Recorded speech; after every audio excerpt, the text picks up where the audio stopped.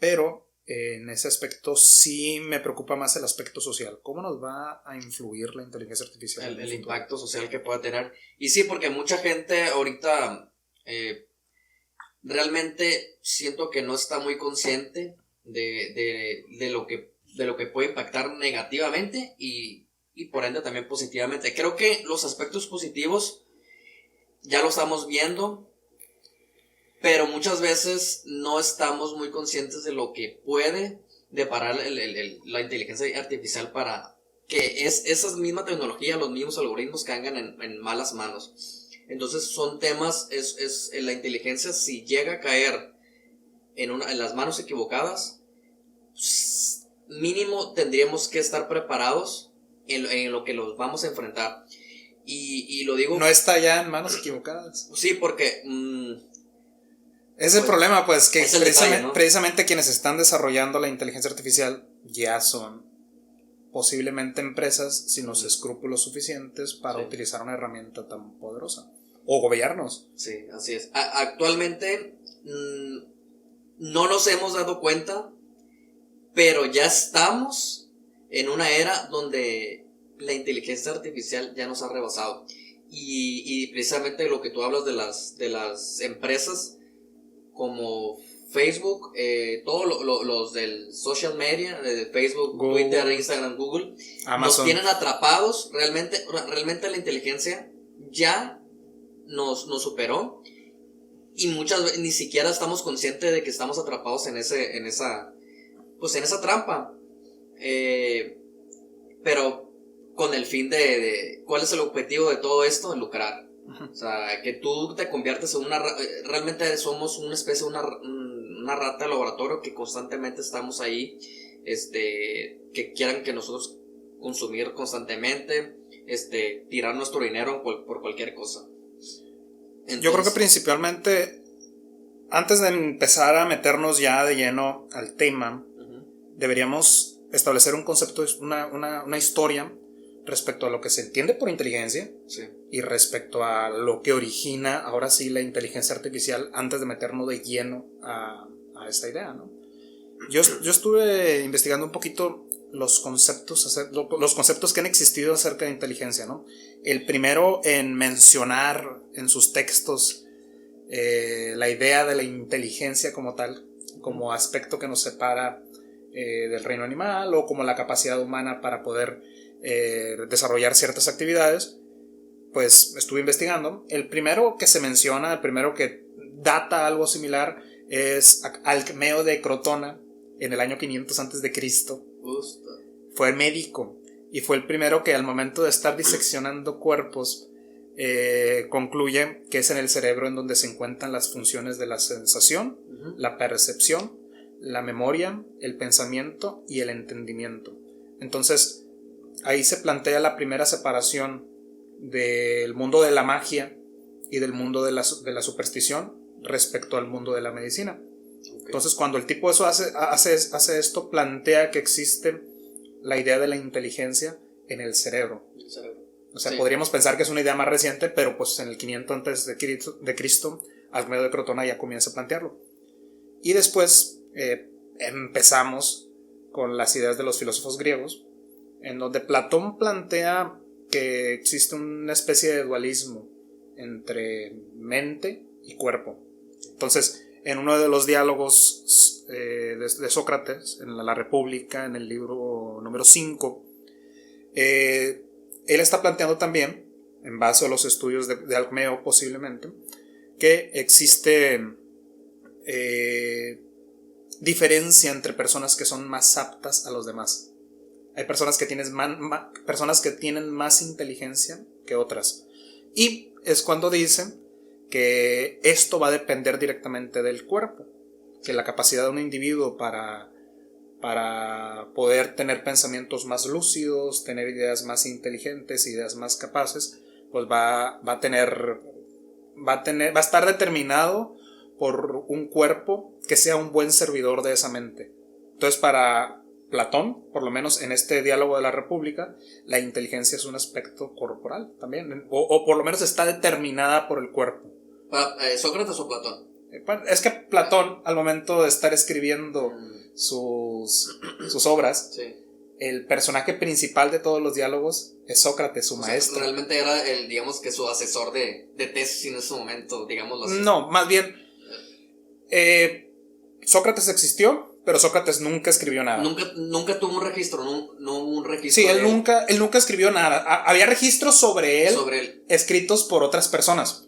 Entonces Platón fue alumno de Sócrates. Y él fue el que dio a conocer a Sócrates por su inteligencia y su... Exactamente. El protagonista de todos los diálogos de Platón es Sócrates. Entonces es Sócrates hablando con otros individuos de Atenas, reflexionando sobre algunos temas. Sí.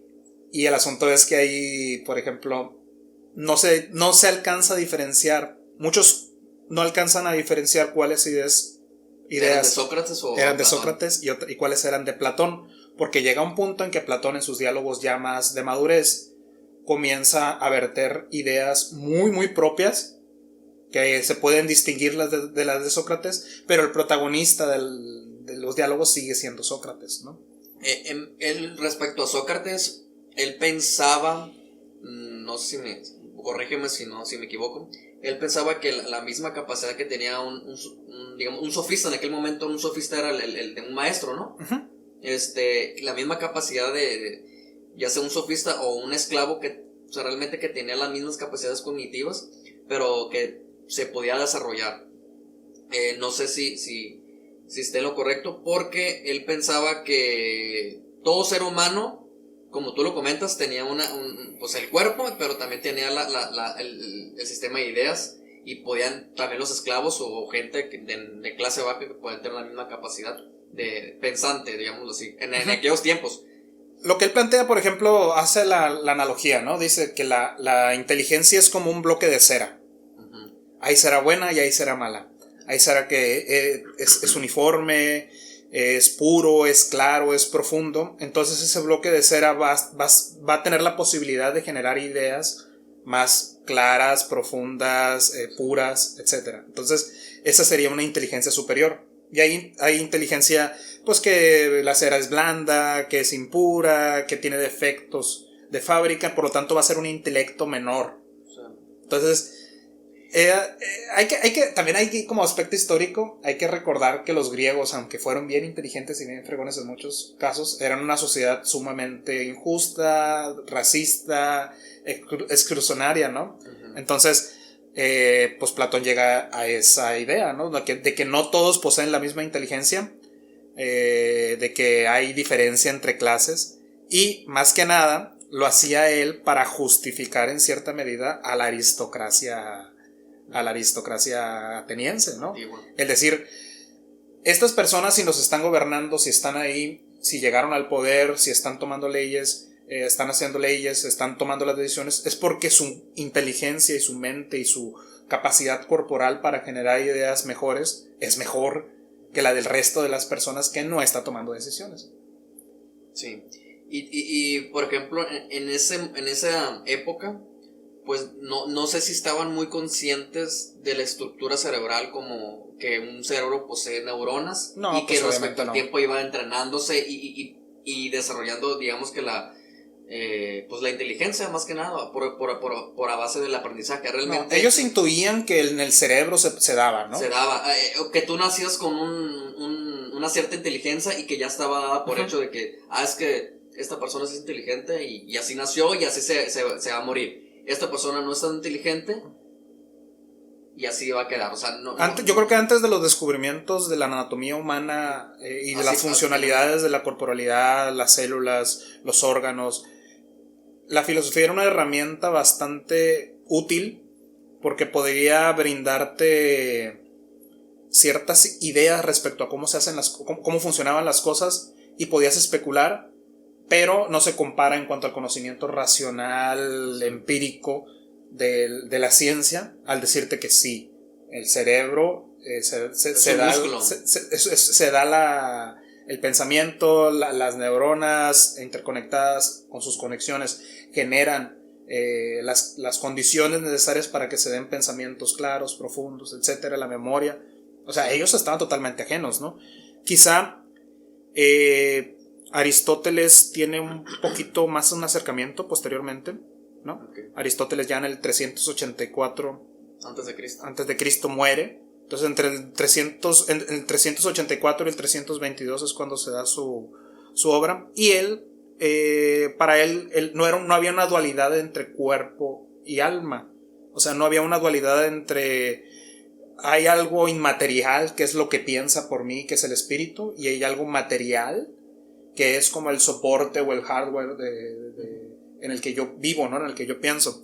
Entonces para él el alma era una de las partes del cuerpo, o sea, el alma formaba un todo con nosotros.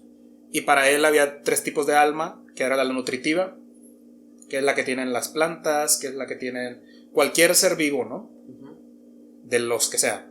Y existía un segundo tipo de alma que era la sensitiva, la que tenía sentidos, la que podía ver, la que podía oler, la que podía escuchar. Y este tipo de alma se comparte por todos los animales. O sea, sí, que no tienen, que pueden tener sensaciones para interactuar con su entorno. ¿Y la otra es la razón? Y la otra sería el alma racional, que era única y exclusiva para Aristóteles, ¿no? Del ser humano. Entonces, para él decía pues que al final de cuentas esa alma racional era la que en torno a la cual giraba la inteligencia.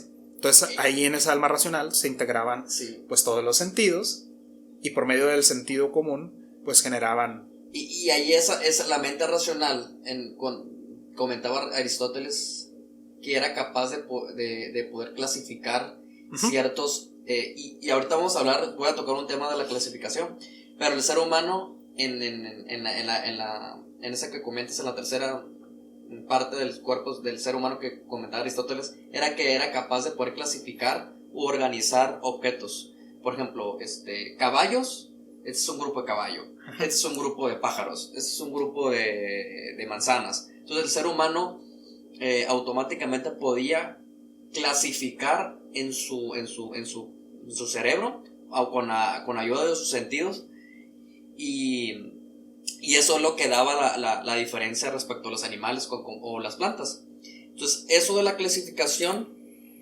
precisamente es lo mismo, se basa en la inteligencia artificial. ¿Ah, o sea, sí? realmente es que simular todo ese tipo de cosas Aristóteles fue el gran filósofo de la clasificación. Sí, o sea, Aristóteles a lo que le metió más en su desarrollo filosófico era la lógica. Él decía que a través de la lógica se podían generar pensamientos más claros, pensamientos más ciertos, pensamientos más reales, pensamientos más difíciles de caer en el error. Entonces, Aristóteles inaugura un momento en el que la lógica se convierte en la herramienta principal para el pensamiento.